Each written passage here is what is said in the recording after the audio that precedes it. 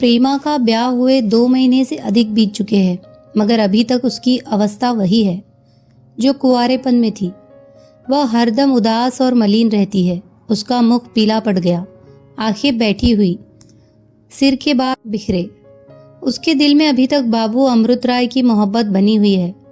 उनकी मूर्ति हरदम उसकी आंखों के सामने नाचा करती है। वह बहुत चाहती है कि उनकी सूरत हृदय से निकाल दे, मगर उसका कुछ बस नहीं चलता।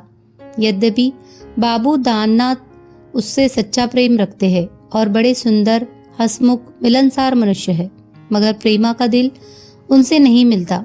वह उनसे प्रेम भाव दिखाने में कोई बात उठा नहीं रखती। जब वह मौजूद होते हैं तो वह हंसती भी है, बातचीत भी करती है, प्रेम भी जताती है, मगर जब वह चले जाते हैं तब उसके मुख पर फिर उदासी छा जाती है। उसकी सूरत फिर वियोगिन की सी हो जाती है। अपने मैके में उसे रोने की कोई रोक टोक न थी। जब चाहती और जब तक चाहती रोया करती, मगर यहाँ रो भी नहीं सकती थी, या रोती भी है तो छिपकर। उसकी बूढ़ी सास उसे पान की तरह फेरा करती है, केवल इसीलिए नहीं कि वह उसके पास और दबाव मानती है, बल्कि इसीलिए कि वह अपने साथ बहुत सा दहेज लाई है। उसने सारी गृहस्थी पतोहू के ऊपर छोड़ रखी है और हरदम ईश्वर से विनय किया करती है कि पोता खिलाने के दिन जल्दी आए।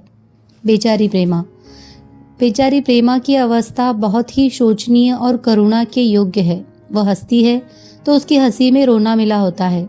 वह बातचीत करती है तो ऐसा जान पड़ता है कि अपने दुख की कहानी कह रही है।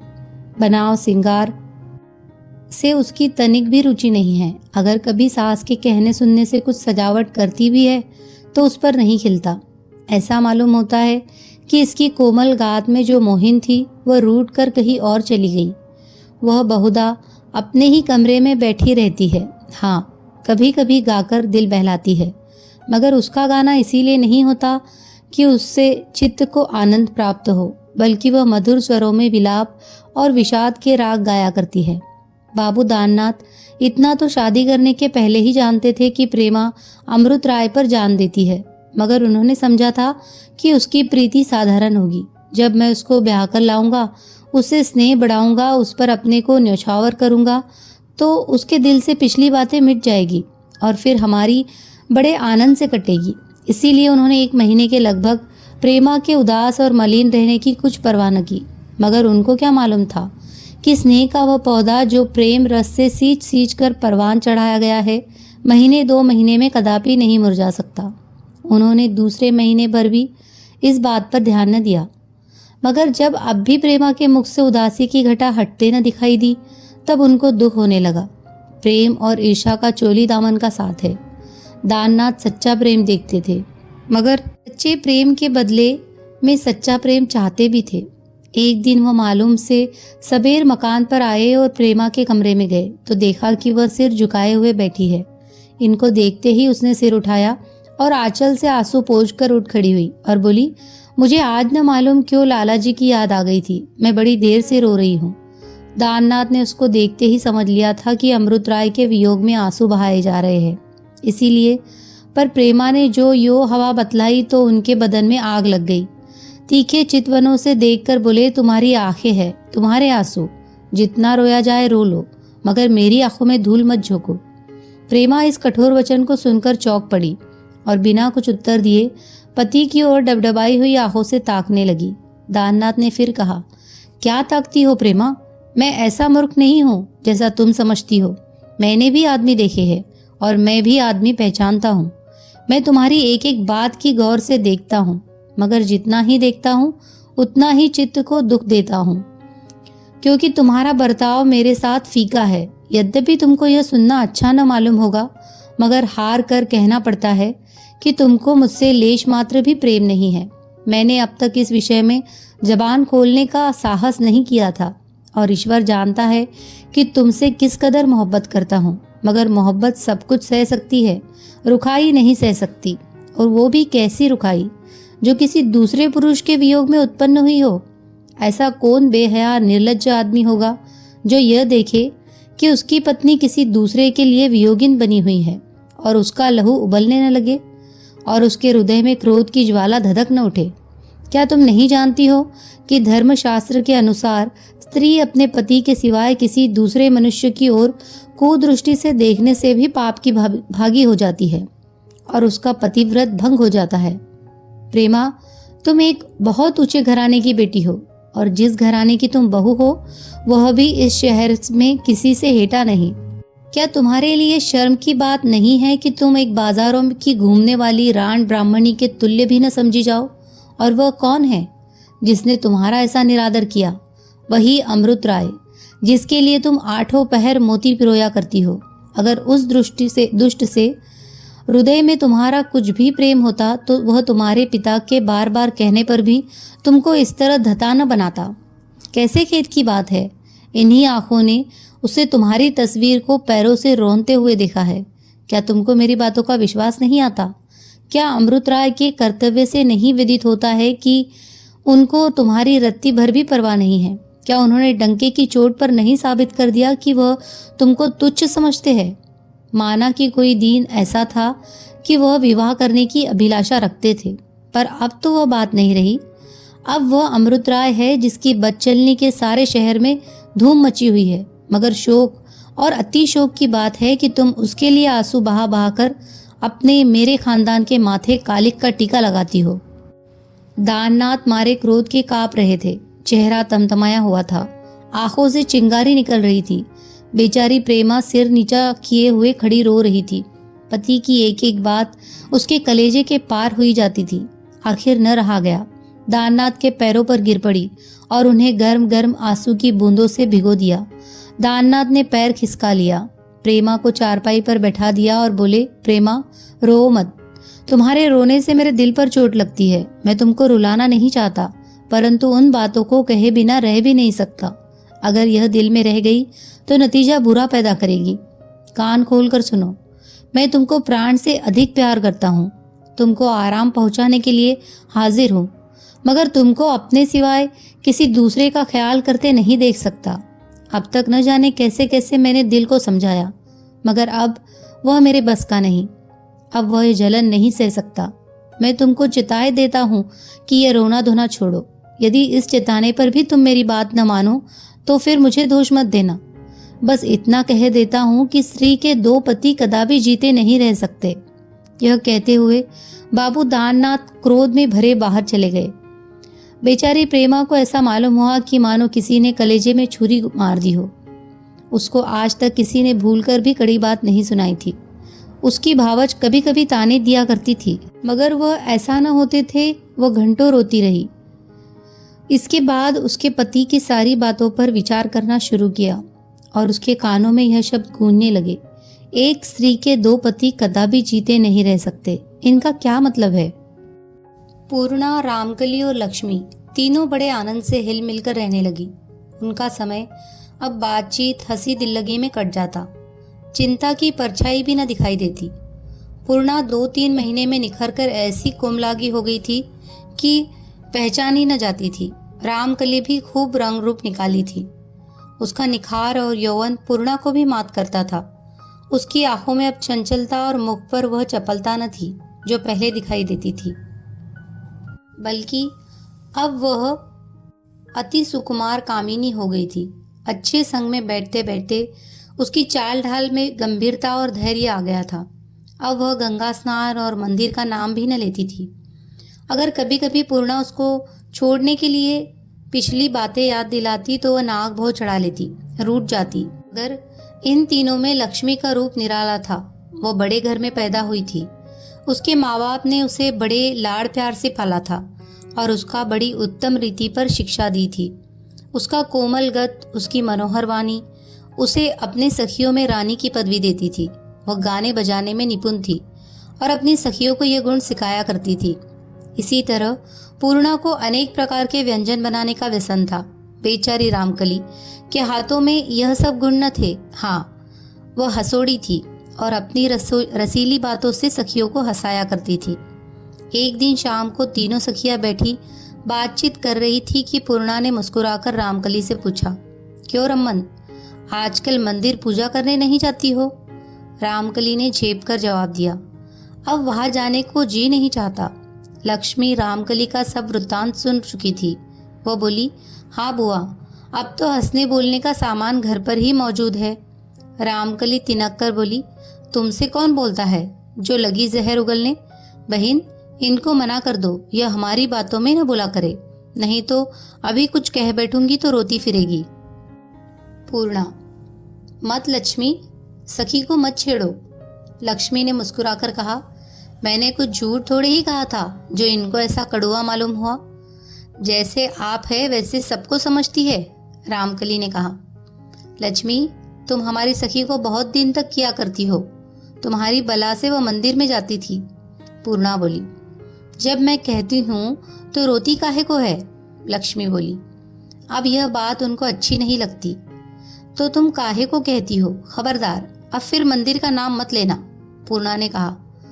अच्छा रमन, हमें एक बात तो बता दो, हम फिर तुम्हें कभी न छेड़े। महन जी ने मंत्र देते समय तुम्हारे कान में क्या कहा? हमारा माथा छुए जो झूठ बोले। रामकली चिटक कर, सुना लक्ष्मी, हमसे शरारत करोगी तो ठीक न होगा। मैं जितना ही तह देती हूँ तुम उतनी ही सिर चढ़ी जाती हो। पूर्णा बोली, तो बतला क्यों नहीं देती? इसमें क्या हर्ज है? कुछ कहा होगा, तुम कौन होती हो पूछने वाली? बड़ी आई वहां से सीता बन के, रामकली ने कहा। पूर्णा, अच्छा भाई मत बताओ, बिगड़ती काहे को हो? बताने की बात ही नहीं, बतला कैसे दे? कोई बात भी हो कि यो ही बतला दो, रामकली ने कहा। अच्छा यह बात जाने दो, बताओ उस तंबोली ने तुम्हें पान खिलाते समय क्या कहा था? पूर्णा ने कहा। रामकली बोली, फिर छेड़खानी की सूझी, मैं भी पते की बात कह दूं तो लजा जाओगी। लक्ष्मी बोली, तुम्हें हमार कसम सखी, जरूर कहो, यह हम लोगों की बातें तो पूछ लेती है, अपनी बातें एक नहीं कहती। क्यों सखी, कहूं? कहती हूं, बिगड़ना मत। कली बोली, कहो, साच को आज क्या? पूर्णा ने कहा। रामकली, उस दिन घाट पर तुमने किसे छाती से लिपटा लिया था? पूर्णा, तुम्हारा सिर। लक्ष्मी, समझ गई, बाबू अमृत राय होगे, क्यों है ना?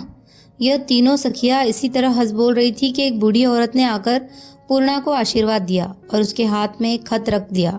पूर्णा ने अक्षर पहचाने, प्रेमा का पत्र था, उसमें यह लिखा था, अरे पूर्णा, तुमसे भेंट करने को बहुत जी चाहता है, मगर यहाँ घर से पाँव निकालने की मजाल नहीं, इसीलिए खत लिखती हूँ। मुझे तुमसे एक अति आवश्यक बात करनी है जो पत्र में नहीं लिख सकती हूँ।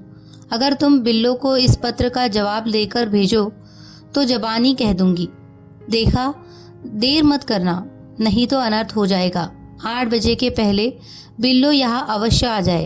तुम्हारी सखी प्रेमा। पत्र पढ़ते ही पूर्णा का चित्त व्याकुल हो गया, चेहरे का रंग उड़ गया और अनेक प्रकार की शंकाएं आने लगी। या नारायण, अब क्या होने वाला है? लिखती है, देखो देर मत करना, नहीं तो अनर्थ हो जाएगा। क्या बात है? अभी तक वह कचहरी से नहीं लौटे, रोज तो अब तक आ जाया करते थे। इनकी यही बात तो हमको अच्छी नहीं लगती। लक्ष्मी और रामकली ने जब उसको ऐसा व्याकुल देखा तो घबरा कर बोली, क्या बहन, कुशल तो है? इस पत्र में क्या लिखा है? क्या बताऊँ क्या लिखा है? रामकली, तुम जरा कमरे में जाके झाँको तो, ये आए कि नहीं? रामकली ने आकर कहा, अभी नहीं आए। अभी कैसे आएंगे? आज तो 3 आदमी व्याख्यान देने गए हैं, लक्ष्मी बोली। इसी घबराहट में 8 बजा। पूर्णा ने प्रेमा के पत्र का जवाब लिखा और बिल्लो को देकर प्रेमा के घर भेज दिया। आधा घंटा भी न बीता था कि बिल्लो लौट आई, रंग उड़ा हुआ, बदहवास और घबराई हुई। पूर्णा ने उसे देखते ही घबरा कर पूछा, कहो बिल्लो, कुशल कहो। बिल्लो माथा ठोक कर, क्या कहूँ बहू, कहते नहीं बनता, न जाने अभी क्या होने वाला है। पूर्णा, क्या कहा? कुछ चिट्ठी पत्री तो नहीं दिया? बिल्लो बोली, चिट्ठी कहाँ से देती, हमको अंदर बुलाते डरती थी। देखते ही रोने लगी और कहा, बिल्लो मैं क्या करूँ, मेरा जी यहाँ बिल्कुल नहीं लगता। मैं पिछली बातें याद करके रोया करती हूँ। वह कभी जब मुझे रोते देख लेते हैं तो बहुत चिल्लाते हैं। एक दिन मुझे बहुत जलीकटी सुनाई और चलते समय धमका कर कहा, एक औरत के 2 चाहने वाले कदापि जीते नहीं रह सकते। यह कहकर बिल्लो चुप हो गई। पूर्णा के समझ में पूरी बात न आई। उसने कहा, चुप क्यों हो गई, जल्दी कहो, मेरा दम रुका हुआ है। बिल्लो, इतना कहकर वो रोने लगी कि मुझको नजदीक बुला के कान में कहा, बिल्लो, उसी दिन से मैं उनके तेवर बदले हुए देखती हूँ। वह 3 आदमियों के साथ लेकर रोज शाम को न जाने कहाँ जाते हैं। आज मैंने छिपकर उनकी बातचीत सुन ली। 12 बजे रात को जब अमृत राय पर चोट करने की सलाह हुई, जब से मैंने यह सुना है हाथों के तोते उड़े हुए हैं। मुझ अभागिन के कारण न जाने कौन कौन दुख उठाएगा। बिल्लो की जबानी यह बातें सुनकर पूर्णा के पैर तले से मिट्टी निकल गई।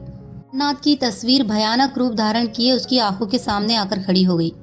वह उसी दम दौड़ती हुई बैठक में पहुंची। बाबू अमृत राय का वहां पता न था। उसने अपना माथा ठोक बिल्लो से कहा, तुम जाकर आदमियों से कह दो फाटक पर खड़े हो जाए, और खुद उसी जगह एक कुर्सी पर बैठकर गुनने लगी कि अब उनको कैसे खबर करूं कि इतने में गाड़ी की खड़खड़ाहट सुनाई दी। पूर्णा का दिल बड़े जोर से धड़ धड़ करने लगा। वह लपक कर दरवाजे पर आई और कांपती हुई आवाज से पुकार कर बोली, इतनी देर कहाँ लगाई, जल्दी क्यों नहीं आते? अमृत राय जल्दी से उतरे और कमरे के अंदर कदम रखते ही पूर्णा से ऐसे लिपट गई मानो उन्हें किसी के वार से बचा रही हो, और बोली, इतनी जल्दी क्यों आए, अभी तो बहुत सवेरा है। अमृत राय, प्यारी क्षमा करो, आज जरा देर हो गई। चलिए रहने दीजिए, आप तो जाकर सैर सपाटे करते हैं, यहाँ दूसरों की जान हलकान होती है। क्या बताए, आज बात ऐसी आ पड़ी कि रुकना पड़ा। आज माफ करो, फिर ऐसी देर न होगी। यह कहकर वो कपड़े उतारने लगे, मगर पूर्णा वही खड़ी रही जैसे कोई चौकी हुई हिरनी। उसकी आंखें दरवाजे की तरफ लगी थी। अचानक उसको किसी मनुष्य की परछाई दरवाजे के सामने दिखाई पड़ी और वह बिजली की तरह चमककर दरवाजा रोक कर खड़ी हो गई। देखा तो कहार था, जूता खोलने आ रहा था। बाबू साहब न ध्यान से देखा तो पूर्णा कुछ घबराई हुई दिखाई दी। बोले, प्यारी, आज तुम कुछ घबराई हुई हो, सामने वाला दरवाजा बंद करो। पूर्णा ने कहा, गर्मी हो रही है, हवा रुक जाएगी। अमृत राय बोले, यहाँ न बैठूंगी, ऊपर चलो। यहाँ न बैठने दूंगी, ऊपर चलो। पूर्णा ने कहा, क्यों, क्या बात है? डरने की कोई वजह नहीं। मेरा जी यहाँ नहीं लगता, ऊपर चलो, वहां चांदनी में खूब ठंडी हवा आ रही होगी। अमृत राय मन में बहुत सी बातें सोचते सोचते पूर्णा के साथ कोठे पर गए। खुली हुई छत थी, कुर्सियां धरी हुई थी। 9 बजे रात का समय, चैत्र के दिन चांदनी खूब छिटकी हुई, मंद मंद शीतल वायु चल रही थी।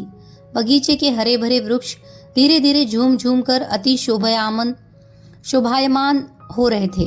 जान पड़ता था कि आकाश ने ओस की पतली हल्की चादर सब चीजों पर डाल दी गई है। दूर दूर के धुंधले धुंधले पेड़ ऐसे मनोहर मालूम होते हैं मानो वह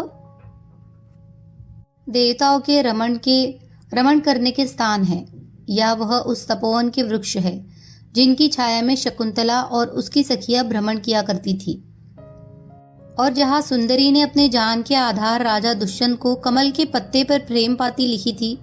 पूर्णा और अमृत राय कुर्सियों पर बैठ गए। ऐसे सुखदाय एकांत में चंद्रमा की किरणों ने उनके दिलों पर आक्रमण करना शुरू किया। अमृत राय ने पूर्णा के रसीले अधर चूमकर कहा, आज कैसी सुहानी चांदनी है। पूर्णा बोली, मेरा जी इस घड़ी चाहत है कि मैं चिड़िया होती तो क्या करती, तो उड़कर उन दूर वाले पेड़ों पर जा बैठती। आहा, देखा लक्ष्मी कैसा आलाप रही है।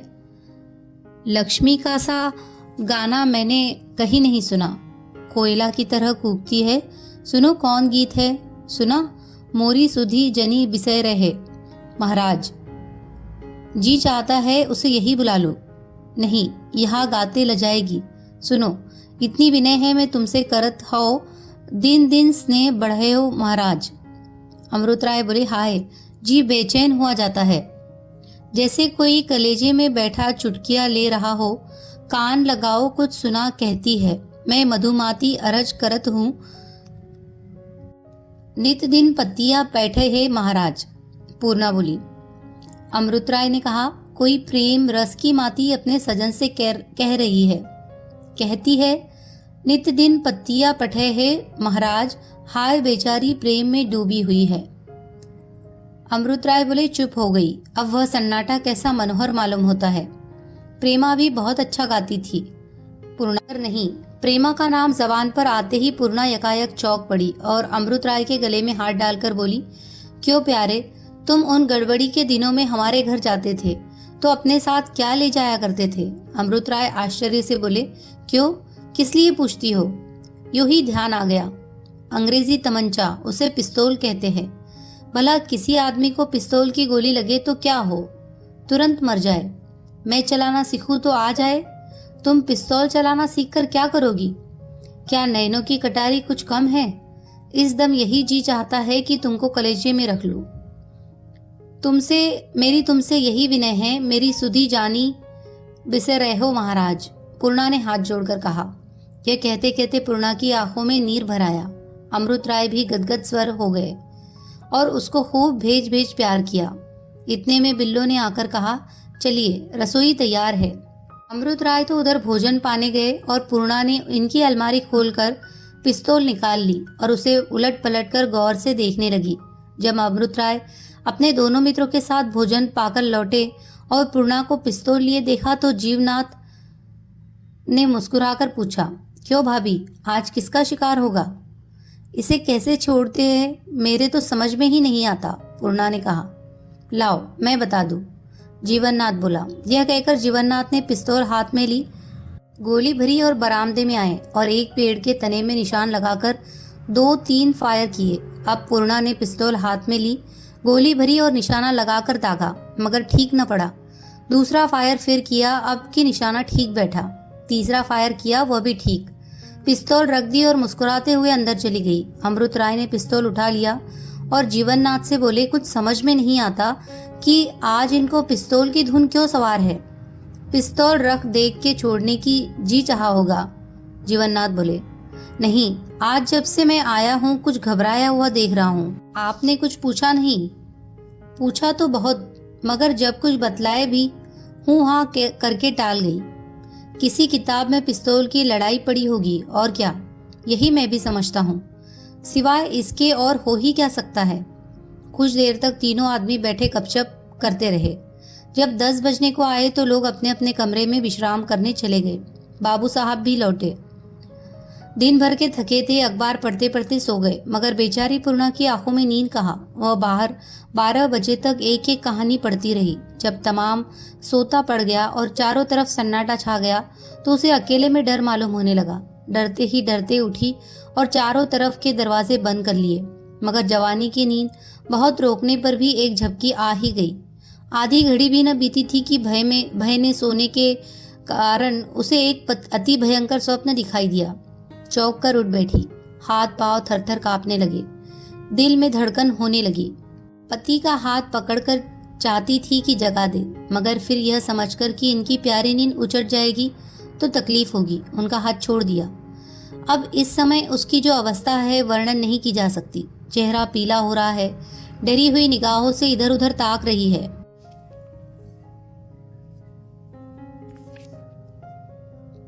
घूरते हुए मालूम होती है। उसके सब रोंगटे खड़े हैं। पिस्तौल हाथ में लिए घबरा घबरा कर घड़ी की तरफ देख रही है। यकायक उसको ऐसा मालूम हुआ कि कमरे की छत दबी जाती है। फिर घड़ी की सुइयों को देखा, 1 बज गया था। इतने ही में उसको कई आदमियों के पाँव की आहट मालूम हुई।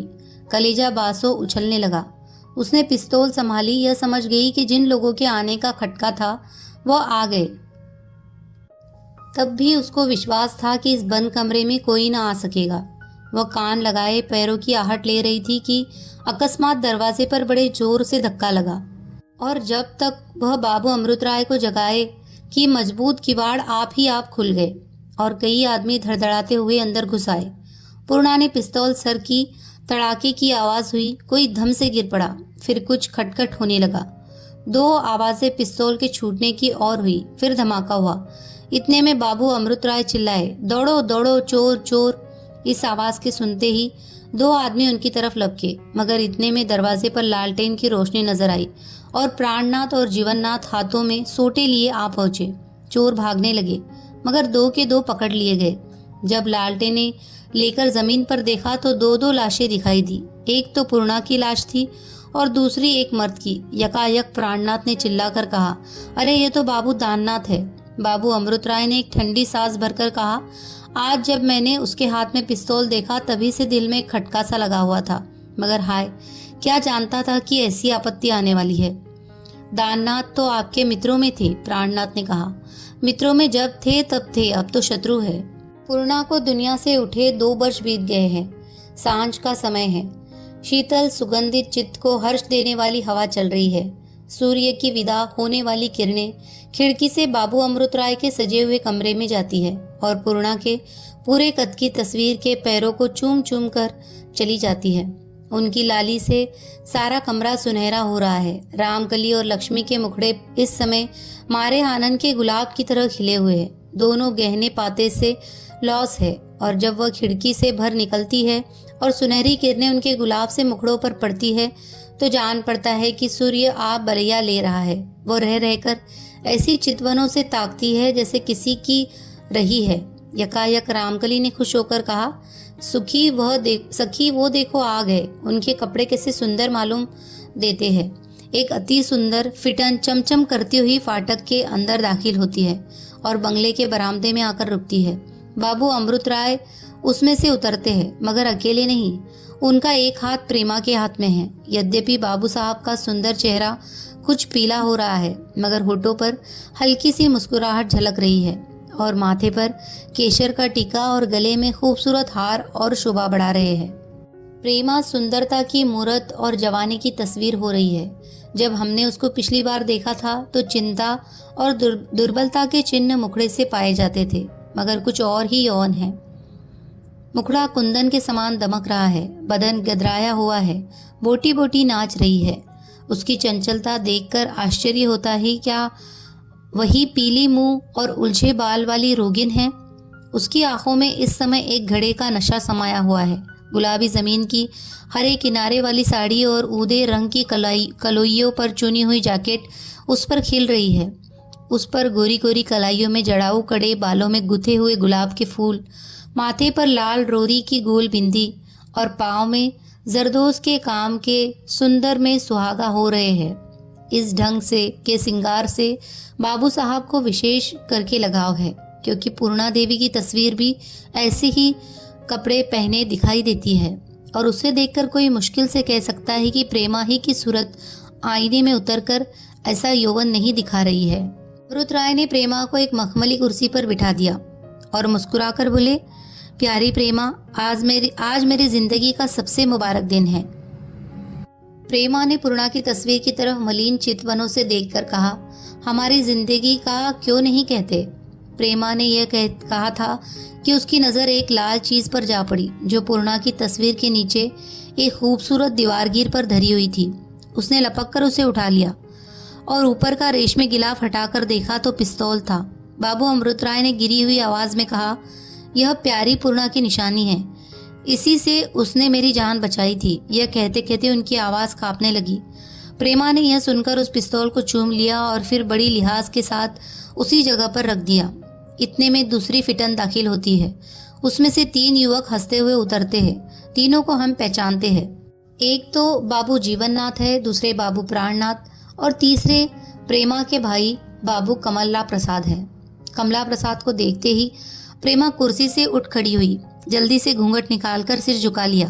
कमला प्रसाद ने बहन को मुस्कुराकर छाती से लगा लिया और बोले, मैं तुमको सच्चे दिल से मुबारकबाद देता हूँ। दोनों युवकों ने गुल मचाकर कहा, जलसा कराइए जलसा, यो पीछा न छूटेगा। यहाँ पर ये कहानी खत्म होती है। अगर आप इसी तरह की कहानियाँ सुनना चाहते हैं तो हमारे चैनल को सब्सक्राइब कीजिए।